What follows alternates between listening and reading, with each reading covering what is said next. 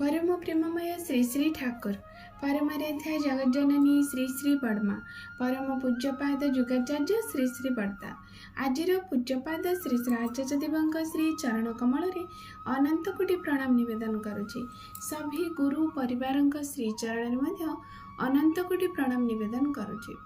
मोर video देखुथिबा प्रत्येक गुरु भाई और माँ मानक अंतरर आनंदित जय गुरु ढेर सारा भल पाइबा और शुभकामना। सबुदिन पर आज शुभ दिन एक सुंदर वीडियो आलोचना करवा जो आलोचना आम मान एक प्रेरणामय आलोचना हो उठिब। तेणु आज आलोचना रखा आमे मैंने समस्ते कहीं जीवन में गुरु को ग्रहण करने को ये भय लगे कहीं डर लगे। अनेक क्षेत्र में देखा जाए से मैंने दीक्षा नेबा को भल पाती गुरु परंपरा को विश्वास करती किंतु नियंती नहीं कहीं ना से कहती जे ये बहुत नीति नियम अच्छी से नीति नियम रे न गले आमर किसी क्षति हो आमे बास जमीती अच्छु सेमिति अच्छु से एते विधान को जीवार नहीं एते सारा आमको आमर एते व्यस्त बहुल जीवन भितर एते आमर नीति नियम पालन करि परिबुनी। तेणु आम जीवन में गुरु ग्रहण करि परिबुनी जमीती अच्छु बा सेमिति रहिबु।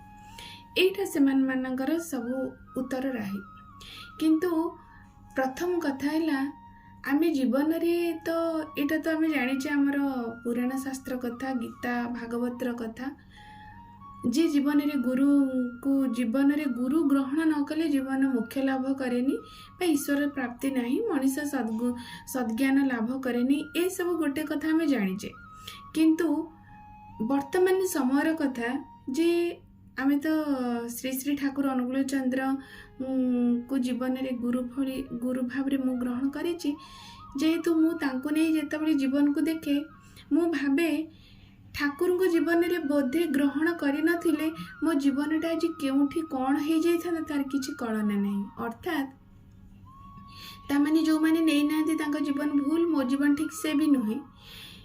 जीवन रे बहुत किछि शिक्षा मनीष पाइबा को माने ताको मिली थाए ए जीव सद्गुरुंकर दीक्षा ग्रहण परे माने देखंतु गोटे वास्तव कथा जो मान पाखे भय रोचे मुझे कहूँ आम तो जितेबाला ठाकुर को ग्रहण करूँ माने अनेक कहते जो मैंने आइंस खाते कहते एटलिस्ट शुक्रवार आइंस खाइबनी आ सका गोड़ हाथ सब परिष्कार हम कपड़ा को बदलैब इष्टवृत्ति कर सत्संग जाओ ये सब अच्छी नियम से मैंने से भय कर नियंती नहीं। सेटा जो ठाकुर को भक्त मैंने पचार ठाकुर एमती कहीं लोक करती ठाकुर से माने तो अन्य देवता मानक धरिकी चलती बास ठीक अच्छी से माने किसी जीवन विपद नहीं बा जीवन को बा मोटामोटी भाव भल भाव से बंचुंट से आपणकर ए दीक्षा को कहीं ग्रहण करेंगे कहीं से आपण को जीवन में गुरु भाव ग्रहण करेंगे लाभ कौन। ठाकुर कहले मु एते कथा मु बुझे ना मु गोटे बुझे मु गोटे मनीष मोर गोटे जीवन अच्छी मो जीवन टाक बचाई गोटे विधान अच्छी जो विधानटा कि केवल मु आणिकी आसी। अर्थात प्रश्न आसो कौन आ कौन पुराण शास्त्र रे नहीं पुराण शास्त्र रे अच्छी कौन अच्छी ना धर जो मुझे शिव व्रत करी शिव व्रत रे जो दिनर जहाँ भी किसी शिव व्रत जहाँ उपकरण दरकार जहाँ विधान दरकार से दिन मते शास्त्र रे लिखा जाइए।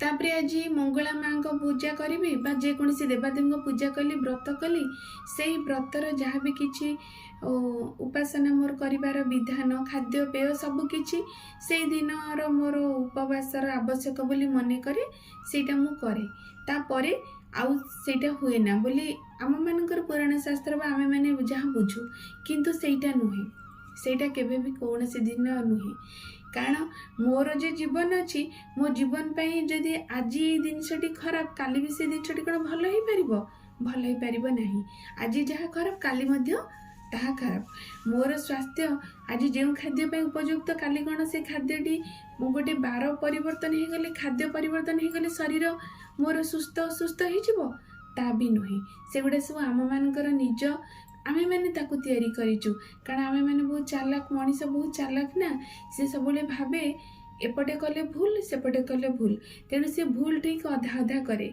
माने ना मु भूल करुची ना मु ठीक करुची भूल कले पुणी ठीक करदेले से पाप पुण्य कटिजे। आम मानकर धारणा अच्छी जमीती कि कार्तिक मासरे आम कौन करूँ वर्ष सारा सब पाप करूँ, कार्तिक मास सारा आम धर्म कले आम वर्ष सारार पाप कटिजे, सेटा आम मानकर गोटे धारणा।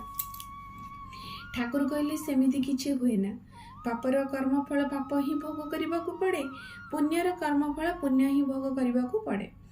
तेणु आमे माने ए सब विधि विधान को आम मान जो भय, कारण मनीष सेटा आज पर्यंत जानिनी पुण्य कौन पाप कौन, से सब बेले भावी पुण्य पापर डेफिनेशन ता पाखरे कौन अच्छी आमे माने तो जानिने, किंतु ठाकुर कहले निज सत्ताटी जोटी पतन हो जाए ताकू पाप कह जाए, आ सत्ता को जोटी रक्षा करे जाए ताकू पुण्य कह जाए।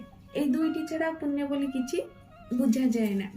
ता माने कौन, मु गोटे जीवन, मु गोटे मनीष, मोर गोटे जीवन अच्छी, मु गोटे सत्ता, मु आत्मा परमात्मा मु अंशविशेष, मोर गोटे विधान अच्छी, मु केमिति बंचिबी, केमिति रहिबी, केउ खाद्य खाइबी, केतेबेले उठिबी, केतेबेले सोइबी, कि भली भाबरे चिंता करिबी, केउ भली भाबरे मो जीवन यात्रा रे चलीबी, मो जीवन रे मु जो जीवन नहीं आसीची से नारी बा पुरुष बा जहाँ भी मु नेकी आसीची ता पाख से सांगरे केते संपर्क मो दे आसीची, से संपर्क सहित मोर सब कि भली भाबरे कर्तव्य बा रिलेशन सब रखिबी, ए सबुर गोटे धर्म अच्छी, ए सबुर गोटे कौन अच्छी संगति अच्छी, ये सब गोटे नियम अच्छी, गोटे कानून अच्छी।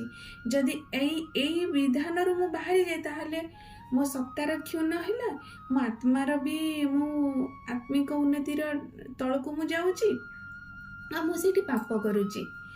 आउ जदि ए सब घटना रे मु जदि केमिति मु किए, मु कहीं आसीची, मु कौन खाइबा दरकार, मु केतेबेले उठिबा दरकार, केतेबेले सोइबा दरकार, मोर प्रत्येक संपर्क भितर मते किपरि भाबरे चलिबा दरकार, जदि सेई ज्ञान कौशल मु जानिदेली ताहले मु माने पुण्य कली बोली मानबी। ठाकुर ए दुईटी कथा कहती।